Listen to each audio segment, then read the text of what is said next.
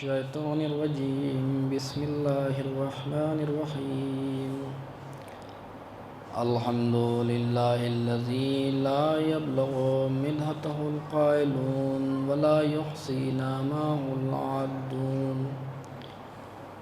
ولا يؤدي حقه المجتهدون الذي لا يدركه بعد الهمم ولا يناله غوث الفتن الذي ليس لصفته حد محدود ولا نعت موجود ولا وقت معدود ولا عجل ممدود فطر الخلائق بقدرته ونشر الرياح برحمته وابتدى بالصخور ميدان أرضه والصلاة والسلام والتحية والإكرام على سيد أصل ما في الوجود سر الله في كل موجود نقطة دائرة الوجود صاحب لواء الحمد والمقام المحمود مولى ومولى الثقلين جد الحسن والحسين بالقاسم محمد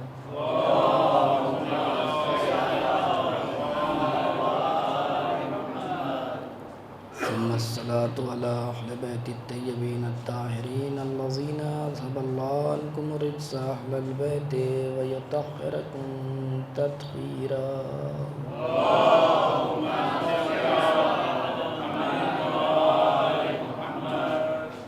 لا سيما بقية الله الأعظم روحي وأرواحنا له الفداء ولعنة الله على أعدائهم أجمعين من يوم إلى قيام يوم الدين أما بعد فقد قال رسول الله صلى الله عليه وآله وسلم فاطمة بضعة مني من عزاها فقد عزاني صلى الله عليه وسلم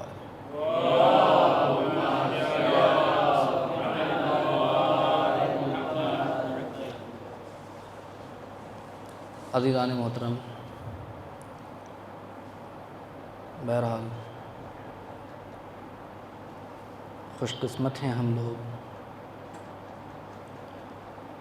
کہ اس گھرانے میں پیدا ہوئے کہ جہاں آل محمد کی محبت ہمارے دلوں میں پائی جاتی اور یہ مجلسوں کا قیام یا محافل کا قیام انہی چیزوں کی طرف اشارہ کرتا ہے کہ ہم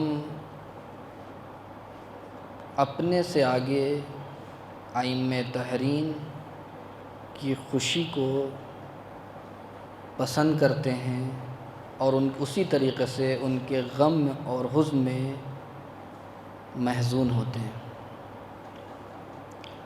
اور جس شخصیت کے حوالے سے ان مجالس کا قیام ہو رہا ہے، دو کائنات کی دو ایسی شخصیتیں ہیں اور دو عورتیں ایسے ہیں کہ جنہوں نے جب مردوں کو سکوت اور خاموشی کا حکم دیا گیا تھا، مامور تھے اللہ کی طرف سے کہ آپ کو صبر کرنا ہے اور خاموش رہنا ہے، وہاں پہ دو خاتون ہیں جنہوں نے قیام کیا اور پورے دین اسلام کو بچایا ہے۔ ایک فاطمۃ الزہرا سلام اللہ علیہ کی ذات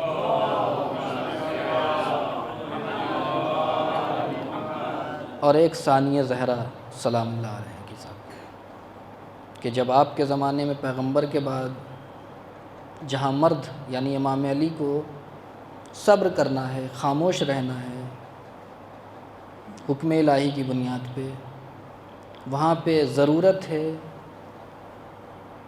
کسی ایسی شخصیت کی کہ جو میدان میں آئے اور دین کو بچا لے جائے۔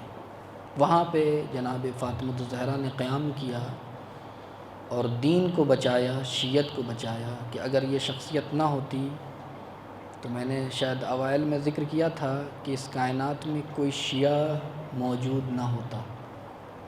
اسی لیے ائمہ طاہرین نے جگہ جگہ پہ انسانوں کو، اپنے چاہنے والوں کو فاطمۃ الزہرا کی طرف متوجہ کیا ہے کہ اگر انسان فاطمۃ الزہرا کی طرف آ جائے اور ان کی شخصیت سے مانوس ہو جائے تو وہ بھٹک نہیں سکتا، اور دوسری شخصیت کہ جہاں سید سجاد خاموش ہیں لیکن پورے اسلام کو سید سجاد کو نہیں بچایا، بلکہ بعض شعراء کے نزدیک بہت ہی مصرے کا مفہوم یہ ہے کہ وہ جلے ہوئے خیمے سے سید سجاد کو نہیں اٹھا کے لے کے آئی تھیں بلکہ اسلام کو بچا کر لے کے آئی تھیں، یہ دو۔ اور اسی لیے جو ہمارے علماء ہیں ان کی حکمت عملی واقعاً قابل ستائش ہے، قابل قدر ہے کہ اس فاطمیہ کو انہوں نے کہا کہ یہ عاشورہ سے کم نہیں ہے، اور اسی طریقے سے منائیں فاطمیہ کو کہ جس طریقے سے ہم عاشور مناتے ہیں۔ کیوں؟ اس کی بھی وجہ میں بتا دوں کہ چونکہ عاشورہ میں بھی سیرت فاطمی کار فرما ہے، کہ اگر سیرت فاطمی موجود نہ ہوتا تو عاشورہ نہ ہوتا۔ میرے پاس دلیل ہے، اور شاید گفتگو رہ گئی تھی جو میں نے اوائل میں ذلت کے حوالے سے کہ کون کون سی چیزیں خدا اپنے بندوں کو ذلیل نہیں دیکھنا چاہتا، ذلت سے دور رکھنا چاہتا ہے۔ انہی اسباب ذلت میں ایک چیز کیا ہے؟ باطل کے ہاتھوں پہ بیعت کرنا۔ میں نے کہا کہ عاشورہ میں سیرت فاطمی کار فرما ہے، آپ کو معلوم ہے پورا، بس اشارہ کرنا چاہتا ہوں۔ کیوں کہ جب حسین ابن علی کے پاس مسئلہ بیعت آیا تو حسین ابن علی نے کہا کہ اس نانجیب نے مجھے دو راہ پہ کھڑا کر دیا ہے، یا میں ذلت برداشت کر لوں یا بیعت کر لوں، دو راستہ ہے میرے پاس، یا میں بیعت کر لوں یا ذلت برداشت، یعنی باطل کے ہاتھ پہ بیعت کرنا ذلت ہے۔ اس کے بعد حسین ابن علی نے کہا موت فی عز خیر من حیات فی الذل، عزت کی موت ذلت کی زندگی سے بہتر ہے۔ یہ آپ فقراء سنتے رہتے ہیں۔ حسین اگر بیعت کرنے میں آپ کی جان بچ جا رہی ہے، اہل و عیال کی محافظت ہو رہی ہے، قاسم علی اکبر کی جان بچ رہی ہے، تو آپ بیعت کیوں نہیں کرتے؟ کر لینا چاہیے۔ کہا نہیں، بیعت وہ ذلت ہے کہ یاب اللہ ذالک، یہ حسین ابن علی کے کلمات ہیں۔ میں نے کہا کہ حسین ابن علی، چونکہ عاشورہ حسین ابن علی کی شاخص فرد کون ہے؟ حسین ابن علی، اس میں سیرت فاطمی کار فرما ہے۔ حسین ابن علی کہتے ہیں کہ یاب اللہ، یہ باطل کے ہاتھ میں ہاتھ رکھنا یہ وہ ذلت ہے کہ یاب اللہ ذالک، جس کو خدا پسند نہیں کرتا۔ تو جب خدا پسند نہیں کرتا تو ایک مومن کے لیے مناسب ہی نہیں کہ اس چیز کو پسند کرے۔ ایک مرد مومن کے لیے، ایک خدائی انسان کے لیے امکان نہیں ہے کہ وہ جو چیز خدا پسند کرے ناپسند کرے اس کو پسند کرے۔ اس کے بعد کہتے ہیں حسین ابن علی ورسولہ، صرف خدا پسند نہیں کرتا، یہ باطل کے ہاتھ میں ہاتھ رکھ دینا اور ذلت کو برداشت کرنا، اس ذلت کو ویاب اللہ ورسولہ، اور اس کا رسول بھی، تو میں تو اس رسول کا نمائندہ ہوں، میں کیسے برداشت کر سکتا ہوں؟ اس کے بعد پھر ایک جملہ کا والمؤمنون، اور کوئی صاحب ایمان بھی اس ذلت کو برداشت نہیں کر سکتا، تو میں تو کل ایمان کا بیٹا ہوں، میں تو نمائندے پروردگار ہوں، میں کیسے اس ذلت، ایک عام مومن بھی اس ذلت کو یعنی باطل کے ہاتھ میں ہاتھ دے دینا، اس کی بیعت کر لینا، اس کو برداشت نہیں کر سکتا، تو میں تو حسین ابن علی ہوں، علی کا بیٹا ہوں، نبی کا نواسا ہوں، میں کیسے؟ ایک عام انسان جب برداشت نہیں کر سکتا۔ یہاں تک عقائد کی گفتگو تھی حسین ابن علی نے۔ اب جو میں نے کہا کہ اس عاشورہ میں سیرہ فاطمی کار فرما ہے، کہاں؟ اب جو امام نے فرمایا کہ دیکھو، میں یہ وہ باطل کے ہاتھ پہ ہاتھ رکھنا یہ وہ ذلت ہے کہ جس کو نہ خدا پسند کرتا ہے، نہ رسول پسند کرتا ہے، نہ کوئی صاحب ایمان پسند کرتا ہے۔ اس کے بعد وحجور تابت و طہرت، اور وہ گودیاں بھی برداشت نہیں کر سکتی جن پاکیزہ گودیوں میں میں پلا ہوں۔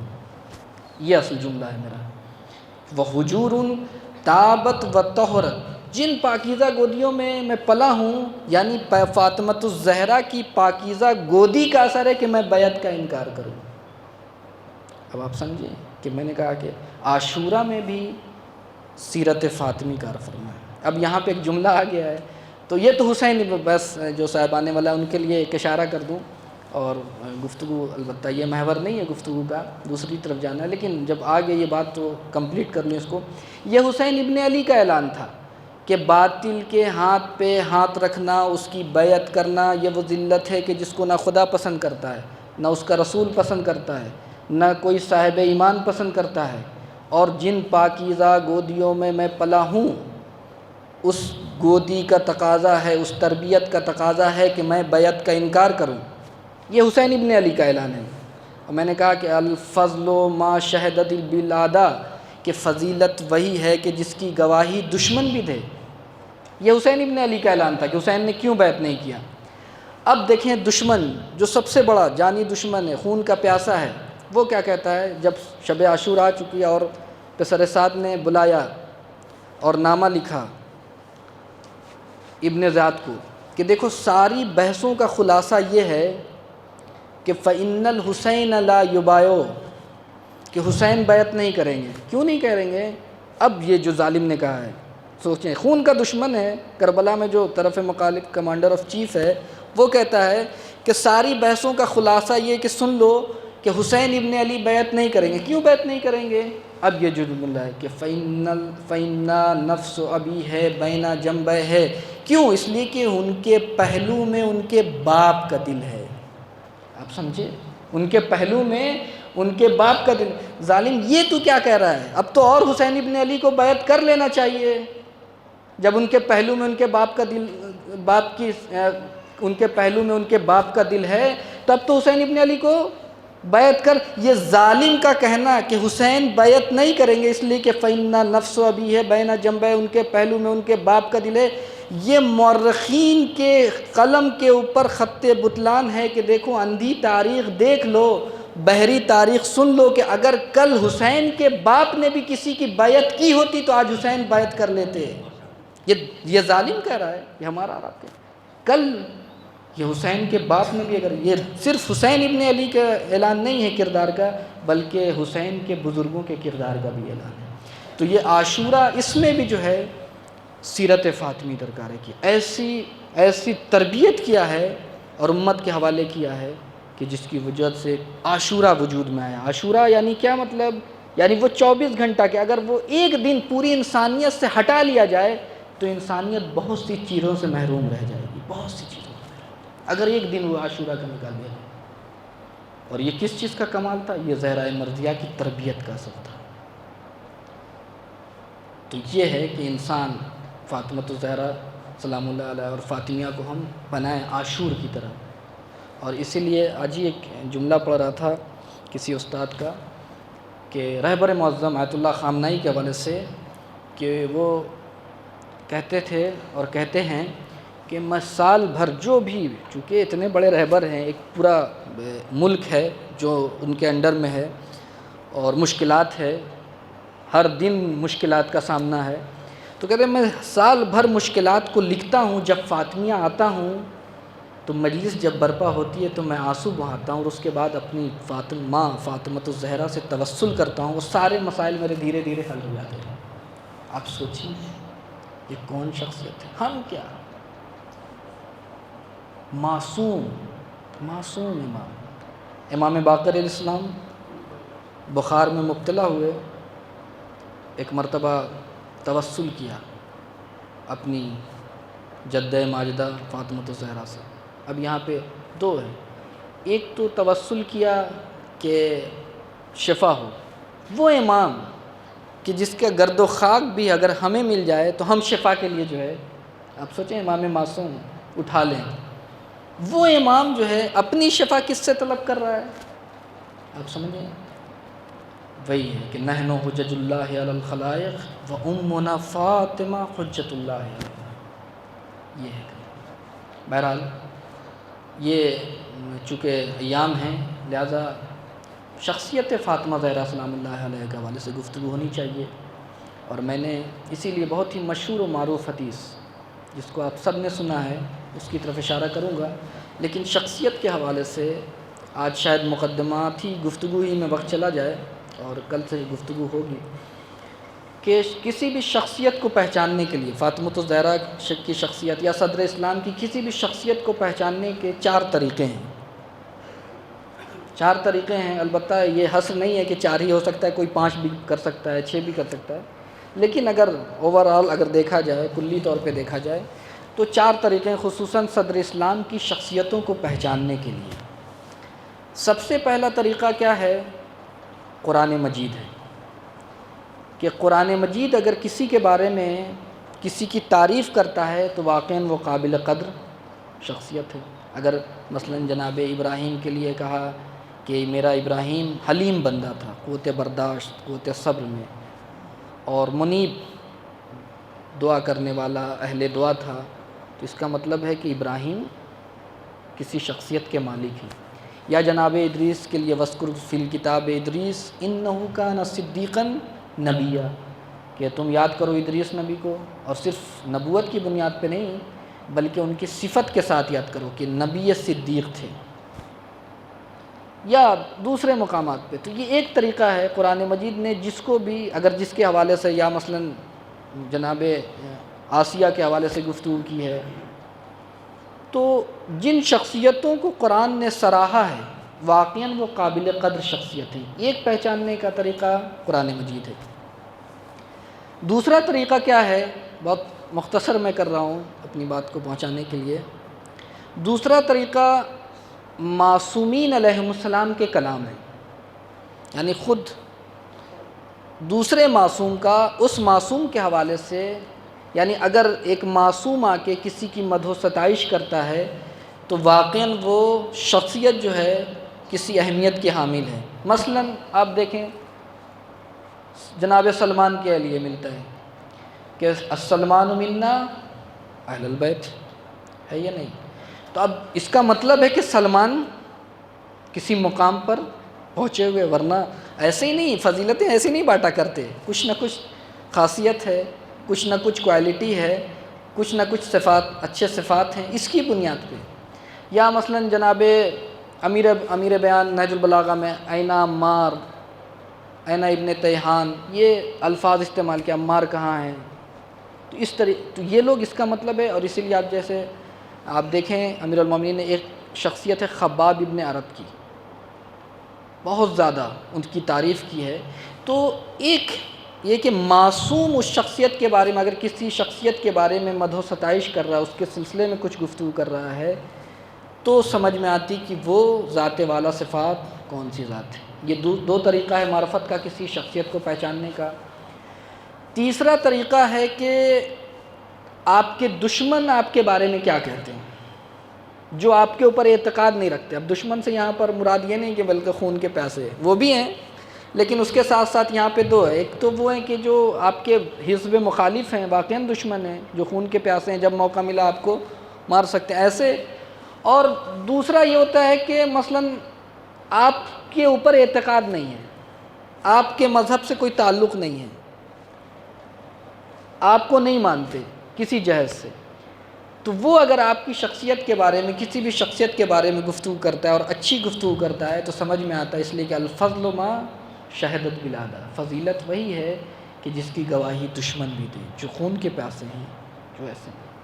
اور اسی لیے آپ دیکھیں، آپ نے سنا ہوگا صفین کے میدان میں جب امیر المومنین علیہ السلام جب جنگ کا مرحلہ آیا، اس سے پہلے فرات پہ قبضہ ہوا، حاکم شام کے فوج والوں نے قبضہ کر لیا، کہا ہم علی کے فوج والوں کو پانی نہیں دیں گے، یہ ادھر کا کردار تھا۔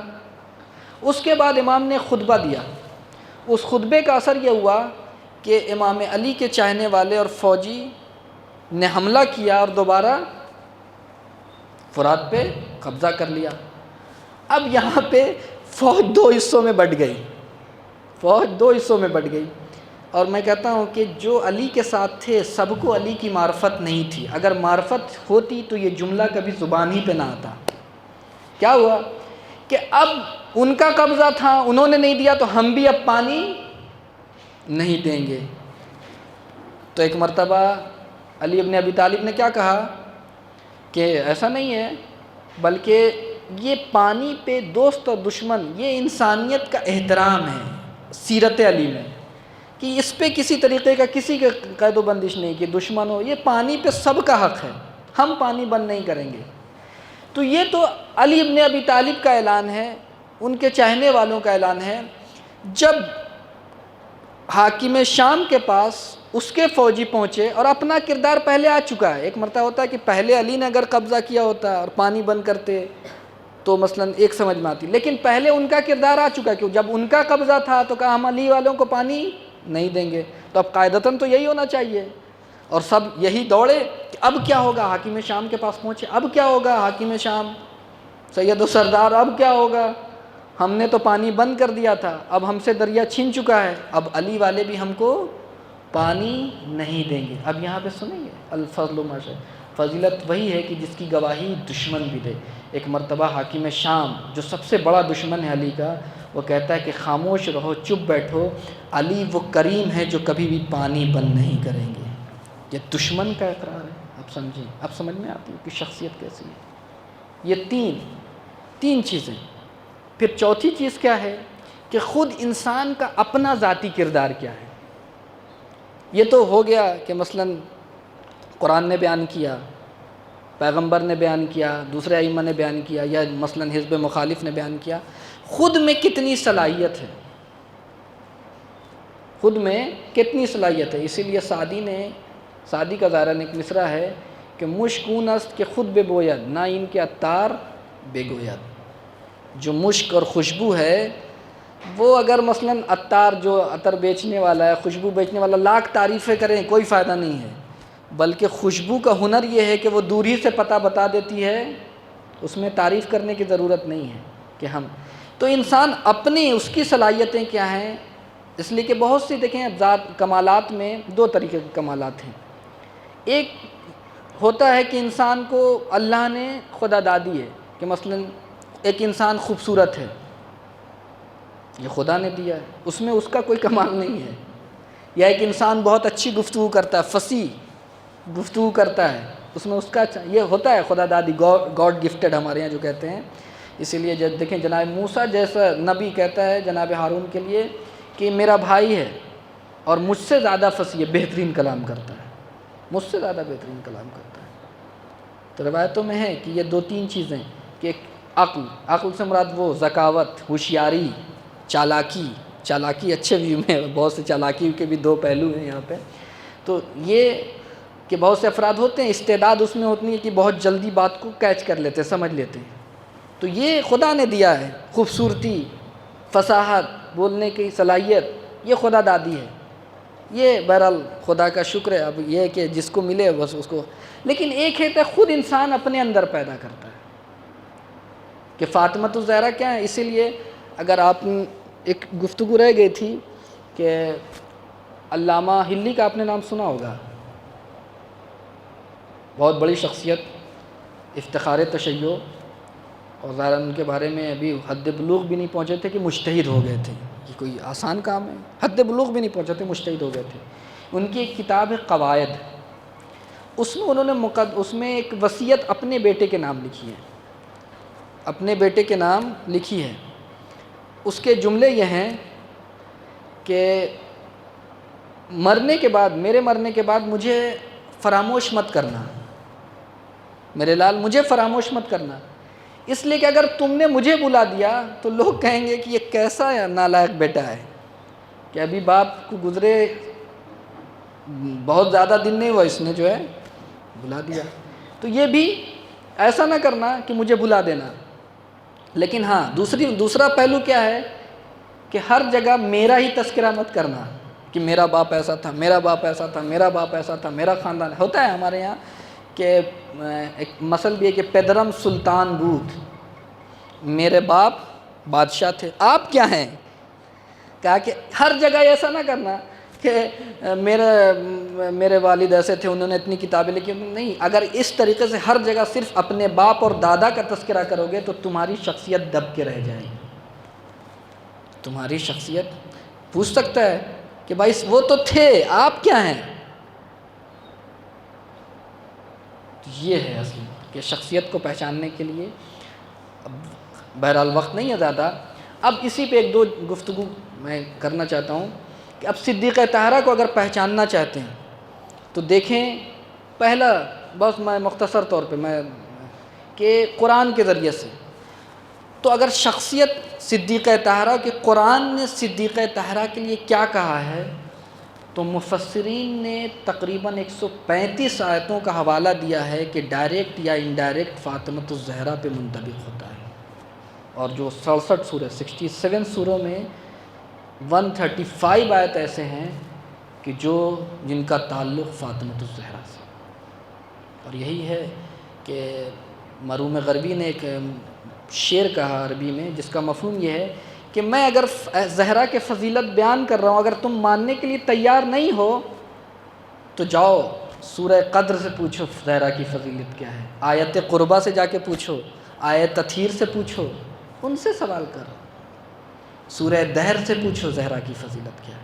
اب وقت نہیں ہے کہ میں اب اگر اسی خود ایک عنوان ہے کہ جو صاحب مطالعہ ہیں کہ فاطمۃ الزہرا قرآن کے آئینے میں، میں بس سرخی دے رہا ہوں کہ آپ جائیں اس کے، اور کبھی موقع ملا تو کبھی ایک چھوٹی سی گفتگو کہ قرآن کے حوالے سے کہ جو سب سے مشہور ہے اور چھوٹا سورہ ہے انا اعطیناک الکوثر، جو کہا جاتا ہے کہ صدیقہ طاہرہ کے حوالے سے، یہ کب نازل ہوئی کہ عطا ابن واصل یا برعکس نام ہے بہرحال، واصل ابن عطا یا عطا ابن واصل، اس نے جب قاسم اور عبداللہ پیغمبر اسلام کے دو بیٹے جب اس دنیا سے رخصت ہو گئے تو اس نے کہا، تانا دیا، ہوتا ہے ہمارے یہاں تانا دینے والوں کی بھی کمی نہیں ہے، یعنی کہ ہر مرحلے میں انسان کو جو ہے ذلیل کرنے کا، جو ایسے جو پست لوگ ہوتے ہیں، جو چھوٹے لوگ ہوتے ہیں، جن کی ذہنیت جو کوتابین ہوتے ہیں، وہ تانا اور اس طریقے کی چیزوں سے مثلا ہوتا ہے کہ کوئی موقع چھوڑتے نہیں ہیں، تو ایسے ہی پیغمبر کے ساتھ تھا، ایسے تو مقابلہ نہیں کر سکتے فضیلت اور کمالات کی بنیاد پہ، یہ تانا دینے والوں کا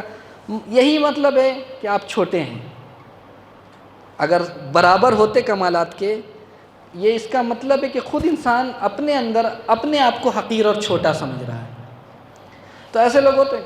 اب پیغمبر کے مقابلے میں تو کوئی آ نہیں سکتا، تو کہا یہ دو اولاد تھی اور ان کے ذہن میں تھا کہ بہرحال جو نسل چلتی ہے بیٹوں سے چلتی ہے، تو کہا کہ یہ کیا کریں گے، ان کا دین کیا بڑھے گا، ان کی نسل تو منقطع ہے، تو قرآن مجید نے کہا انا اعطیناک الکوثر، اے حبیب ہم نے آپ کو کوثر دیا، کوثر کی تفسیر کیا ہے، خیر کثیر، اور وہ کون ہے، فاطمۃ الزہرا، اور حتیٰ کہ بعض لوگوں نے اس میں کرنا چاہا، اپنی بدماشیاں کرنا چاہا کہ مثلا کوثر سے مراد یہ ہے، یہ تقریباً 20 سے 25 قول نقل ہیں کہ مثلا دین ہے، ایمان ہے، اور فلاں فلاں کیا کیا ہے، نبوت ہے۔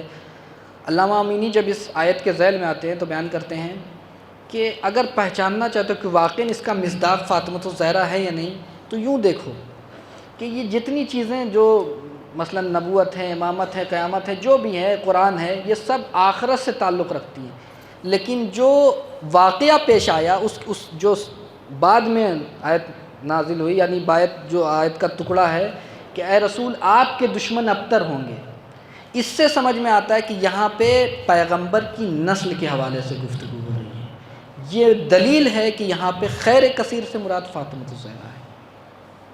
تو یہ ایک گفتگو، اس کے بعد اگر بس اب میں روک رہا ہوں اپنی گفتگو کو، ایک مرحلہ اور جو ہے کہ معصوم شخصیت اگر کسی کے بارے میں گفتگو کرے تو سمجھ میں آتی ہے، دوسری یعنی شخصیت کو پہچاننے کا کہ سمجھ میں آتی ہے کہ وہ ذات والا صفات کس مرحلے پہ ہے۔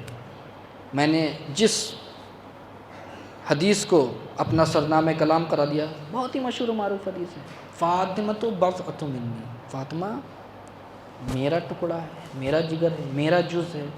البتہ یہاں پہ ٹکڑا کے البتہ اگر دیکھا جائے تو جز کے معنی میں ہے کہ میرا جز ہے، اور اس کا شان نزول کیا ہے، یعنی اس حدیث کے بیان کرنے کا واقعہ کیا کب، جیسے ہوتا ہے کہ جیسے ہمارے یہاں قرآن مجید کی آیتوں کے حوالے سے کچھ واقعات ہوتے ہیں جس کی بنیاد پر سورہ یا آیت نازل ہوتی ہے اس واقعے کو کیا کہتے ہیں؟ شان نزول. اس واقعے کی جیسے یہ سورہ کوثر یہ آیا ہوا ہے کہ عطا ابن واصل نے یا واصل ابن عطا نے برعکس جو بھی ہے کہ پیغمبر پہ کو تانا مارا، تو جب یہ واقعہ پیش آیا اور پیغمبر محزون ہوئے تو اس واقعے کے ذیل میں یہ پورا سورہ نازل ہوا. تو اس سورے کو کیا کہ اس سورے کا شان نزول کیا ہوا؟ یہ واقعہ. اسی طریقے سے اس حدیث کا بیک گراؤنڈ کیا ہے، پس منظر کیا ہے؟ یہ ہے، اب جو لوگ گئے ہوئے ہیں مسجد نبوی میں مدینے میں، وہاں پہ ایک ابو لبابہ ستون کا نام ہے. ایک مسجد کے بہت سے ستون ہیں اور اس کو ستون توبہ بھی کہا جاتا ہے، جہاں پہ توبہ قبول ہوتی ہے. اصل ماجرا یہ ہے کہ ایک ابو لبابہ نام کے ایک صحابی تھے، انہوں نے ایک جنگ میں پیغمبر اسلام سے خیانت کی. خیانت بھی وہ بیچارے نادانستہ طور پہ کیا انہوں نے، کہ یہودیوں نے پوچھا کہ اگر ہم جنگ نہیں کرتے ہیں اور پیغمبر اسلام کی ہاتھ پہ بیعت کر لیتے تو کیا ہماری جان بچ جائے گی؟ تو انہوں نے کہا نہیں، بغیر پوچھے ہوئے کہا کہ نہیں، تمہاری گردن اڑا دیں گے پیغمبر، جس کے نتیجے میں وہ ایمان نہیں لائے. اب جب معلوم ہوا پیغمبر کو تو انہوں نے بہرحال کہا کہ یہ تم نے کیا کیا؟ تو اب ان کو احساس ہوا کہ یہ میں نے غلط کیا. اب کیا کیا انہوں نے؟ اپنی بیٹی کو بلایا اور مسجد نبوی کے اس ستون میں، جس کا نام ابھی ستون توبہ بھی کہا جاتا ہے، ابو لبابہ، اپنے آپ کو کہا کہ مجھے باندھ دو اور اس وقت تک مجھے باندھے رکھو کہ جب تک میری توبہ قبول نہ ہو. میں نے خیانت کی ہے، جب تک میری توبہ قبول نہیں ہوگی تب تک جو ہے مجھے باندھے رکھنا. اور اس کے بعد قسم کھایا کہ پروردگار، پیغمبر اسلام کی قسم، تیری قسم، کہ میں اس وقت مانوں گا کہ میری توبہ قبول ہو گئی کہ جب پیغمبر اسلام خود آئیں اور میرے ہاتھ کو کھولیں، رسیوں سے آزاد کر دیں، مجھے آزاد کریں. اس وقت میں سمجھوں گا کہ میری توبہ قبول ہو گئی. اس کے بعد 3 دن تک یہ یا تو توبہ قبول ہو جائے گی میری تو ٹھیک ہے، نہیں ہوتی تب تک میں بندھا رہوں گا، اور اگر نہیں قبول ہوتی تو میں یہیں پہ بندھا ہوا مر جاؤں گا.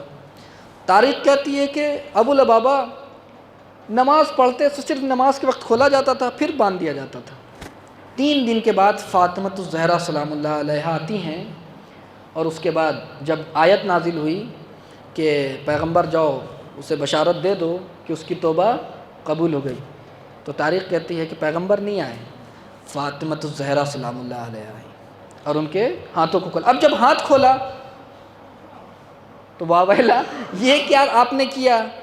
میں نے تو قسم کھایا تھا کہ پیغمبر اسلام میں اس وقت مانوں گا کہ میری توبہ قبول ہو جب پیغمبر اسلام آئیں گے میرے ہاتھ کو کھولیں گے، آپ نے کیوں کھولا؟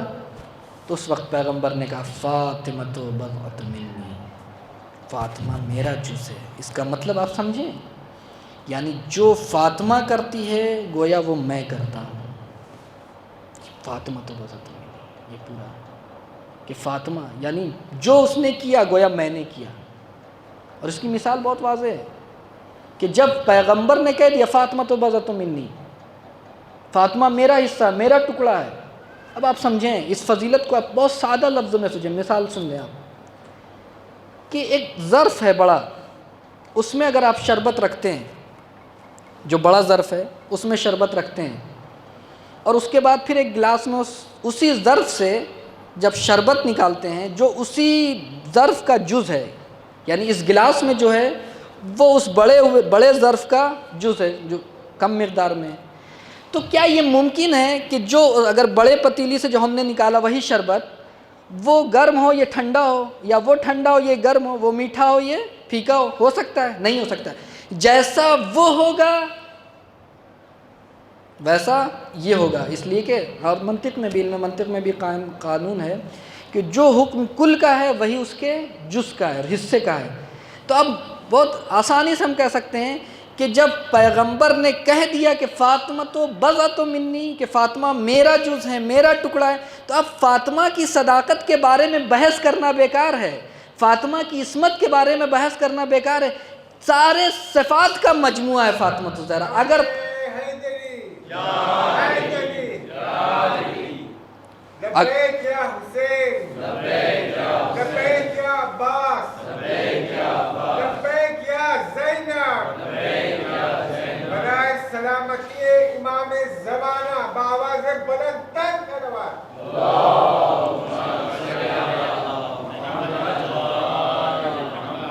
اگر پیغمبر صدیق ہے تو فاطمہ صدیقہ ہے.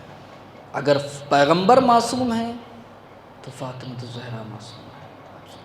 جو حکم اس کا. اور اگر ڈاکٹر عابدی آیت اللہ ڈاکٹر عابدی بہت بڑی شخصیت ہے قم میں، ہمارے استاد بھی ہے، اور انہوں نے ایک واقعہ نقل کیا اسی حوالے سے جو میں نے سادہ مثال بیان کیا. کہا میں قم سے جا رہا تھا تہران، تو راستے میں جو ڈرائیور تھا ہمارا ٹیکسی کا، تو اس نے اسی بات کو چھیڑا کہ یا رسول حاجی آغا، یہ جو فاطمۃ الزہرا کی عصمت کے بارے میں یا کسی چیز کے بارے میں ہم بحث کرتے ہیں، اس کو یوں نہیں ہم کہہ سکتے ہیں کہ چونکہ پیغمبر کہ جس کے سلسلے میں کسی کو شک و شبہ نہیں، پورا عالم اسلام کہتا ہے کہ معصوم ہیں، ان کا کوئی بھی فعل جو ہے حکمت سے خالی نہیں ہے. جتنے صفات و کمالات عقل کل ہیں، جتنے صفات و کمالات آدمی سوچ سکتا ہے، وہ سب خدا نے ان کو دیا. تو فاطمۃ الزہرا انہی کا تو جز ہیں، تو وہ سارے صفات و کمالات فاطمۃ الزہرا. ایک عام جو ڈرائیور ہے اس کی بات یہ سمجھ میں آتی ہے، لیکن معلوم نہیں کہ کیسے مسلمان ہیں کہ جو زہرا کی فضیلت کو نہ سمجھ سکے. جو جاہل ہے دین سے، اسے اتنی خبر نہیں، لیکن اتنا سمجھتا ہے کہ اس کو اذیت پہنچانا، اس کو نقصان پہنچانا، اس کو تکلیف دینا، گویا پیغمبر کو اذیت دینا ہے، پیغمبر کو تکلیف دینا. ہاں عزیزاں، ہم اور آپ جمع ہوئے، ایام فاطمیہ دوم کا آغاز ہو چکا، آج شب ایک ہے. عزیزو، علی کی غربت کے ایام آ رہے ہیں، چھوٹے چھوٹے بچوں کے غربت کے ایام آ رہے ہیں. تاریخ کہتی ہے ما زالت بعد ابیها معصبۃ الراس ناحلۃ الجسم سارت کالخیال. صدیقہ طاہرہ دن بدن اپنے سر پہ ہمیشہ ایک دوپٹہ باندھے رہتی تھی. اب میں نہیں جانتا کوئی بھی خاتون اپنے گھر میں ہوتی ہے تو اپنے سر کو نہیں باندھتی، لیکن کیا تکلیف تھی بی بی کو میں نہیں جانتا. تاریخ نے لکھا معصبۃ، ہمیشہ سر پہ جو ہے رومال باندھے رہتی تھی. ناحلۃ الجسم، جسم کمزور ہوتا جا رہا تھا. امام صادق فرماتے ہیں کہ ہماری جد ماجدہ اس طریقے سے ہو گئی تھی، اس سارت کالخیال. تاریخی عصمت میں دو ایسی شخصیتیں ہیں جو بالکل سائے کی طرح ہو گئی تھی. ایک امام موسیٰ کاظم، ایک فاطمۃ الزہرا. کہ اگر موسیٰ کاظم کو دور سے زندان میں دیکھا جائے تو ایسا نہیں معلوم تھا کہ کچھ موجود ہے وہاں پہ، ویسے ہی اگر سارت کالخیال، ایک سائے کے مانند ہو گئی تھی. آپ سوچیں کتنا غم پہنچا تھا. منحدۃ الرکن، فاطمہ کے دونوں رکن ٹوٹ چکے تھے. اب سوچیں ایک ایک جملہ اگر اس پہ گفتگو کی جائے اور حق مطلب ادا کیا جائے تو واقعی رونے کے لیے. منحدۃ الرکن، دونوں رکن ٹوٹ گئے تھے. دونوں رکن سمجھتے ہیں آپ؟ انسان جب کھڑا ہوتا ہے، جب کسی چیز کا سہارا لینا چاہتا ہے تو یا تو پہلو کا سہارا لیتا ہے یا بازوؤں کا سہارا لیتا ہے. سنیں یا پہلو کا سہارا لیتا ہے. منحدۃ الرکن، زہرا کی پسلیاں بھی ٹوٹ چکی تھیں اور بازو پہ ورم تھا. آیت اللہ مرتضیٰ حیری کہتے ہیں کہ بازو پہ ورم نہیں تھا بلکہ زہرا کے ہاتھ ٹوٹ چکے تھے. ورنہ اگر جس کے ہاتھ نہ ٹوٹے ہوں ممکن نہیں کہ 3 ماہ تک وہ بازو ورم رہے. منحدۃ الرکن ٹوٹ چکا تھا. اتنا مصیبت، اتنی مصیبت. وہ جو بہجت مصطفیٰ ہے، جو بذت مصطفیٰ، اس پہ اتنی مصیبتیں. آپ سوچیں ایک خاتون جس کے چھوٹے چھوٹے بچے ہیں، جس کی کل عمر کیا ہے 18 سال، بس جس کی کل عمر کیا ہے 18 سال، چھوٹے چھوٹے بچے ہیں. 7 سال کے حسن اور حسین چھوٹے چھوٹے پھول جیسے بچے ہیں. زینب و کلثوم جیسے بچے ہیں، کیا ایسی خاتون بھی موت کی تمنا کر سکتی ہے؟ کر سکتی ہے؟ کر سکتی ہے؟ کیا کہا آخری دعا کہ اللہم عجل وفاتی، پروردگار میری موت مجھے اٹھا لے، مجھے اٹھا لے۔ اور عزیزو ایک اور سائیکلوجی ہے جو جوان خاتون ہیں کہ اگر جن کے چھوٹے چھوٹے بچے ہیں وہ زیادہ، ہماری ماں بہنیں زیادہ اس کو محسوس کریں گے اگر وہ بیمار ہو جاتی ہیں اور ان کو معلوم ہو جائے، تھوڑا سا بھی خدشہ ہوتا ہے، ڈر ہوتا ہے کہ کہیں ہم اس بیماری میں اس دنیا سے رخصت نہ ہو جائیں، تو خدا سے یہ دعا کرتی ہیں کہ پروردگار مجھے اتنی زندگی دے دے کہ میں اپنے بچوں کو بڑا کر سکوں، مجھے اتنی طاقت دے دے، مجھے اتنی زندگی دے دے۔ اپنے لیے نہیں میں اتنی زندگی چاہتی ہوں، اپنے بچوں کے لیے چاہتی ہوں۔ اللہم عجل، لیکن نہ جانے امت نے زہرا کے ساتھ کیا کیا۔ اللہم عجل وفاتی، پروردگار مجھے جلد اٹھا لے، جس کے حسنین جیسے چھوٹے چھوٹے بچے ہوں۔ ہاں عزیزو، اور ایک وصیت کیا، آپ سنیں گے وصیت۔ اب دیکھیں ماں اور بچوں کی کتنی محبت ہے، سب کو اپنی ماں سے محبت ہوتی ہے، سب کو اپنی ماں سے محبت ہوتی ہے، کوئی ایسا نہیں ہے جسے، اور اگر ماں زہرائے مرضیہ جیسی ہو، ماں زہرائے مرضیہ جیسی ہو۔ اور ایک علی کے لیے کتنا سخت مرحلہ ہے، علی کے لیے کتنا سخت مرحلہ عزیزو کہ چھوٹے چھوٹے بچے ہیں، کیسے ان کی تربیت کرنا ہے۔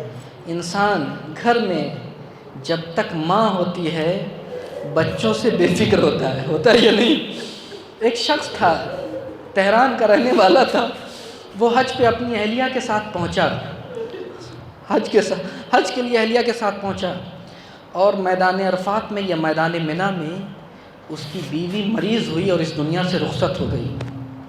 اب ایک مرتبہ وہ رو رہا ہے، لوگوں نے سمجھایا، اس کے لیے مجلس برپا کی، اس کو نہایت ہی ادب و احترام کے ساتھ دفن کیا گیا۔ لوگوں نے سمجھایا کہ دیکھو کتنی باعظمت خاتون تھی کہ اس مقدس جگہ پہ اللہ کی مہمان تھی اور اللہ نے اٹھا لیا۔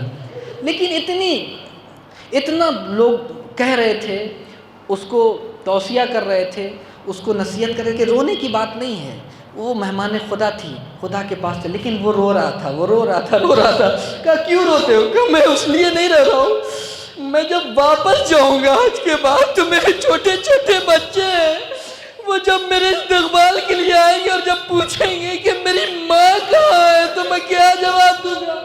ارے تاریخ نے یہی نقشہ کھینچا ہے کہ علی نے جب زہرا کو دفن کیا ہے تو بیٹھ گئے، زہرا کی وصیت کے مطابق قرآن پڑھا، نماز پڑھی، اور ایک مرتبہ لیٹ گئے، لیکن ایک مرتبہ تھوڑی دیر کے بعد یاد آیا زہرا کی بہرا میرے بچوں کا خیال رکھنا۔ علی ایک مرتبہ دوڑے، ارے ابھی زینب ام کلثوم ہوگی، لیکن اب علی سے چلا نہیں جا رہا ہے۔ ارے جب میں گھر پہنچوں گا تو جب زینب ام کلثوم پوچھے گی بابا میری اماں کہاں ہے، ارے میں کیا جواب دوں گا؟ انا للہ و انا الیہ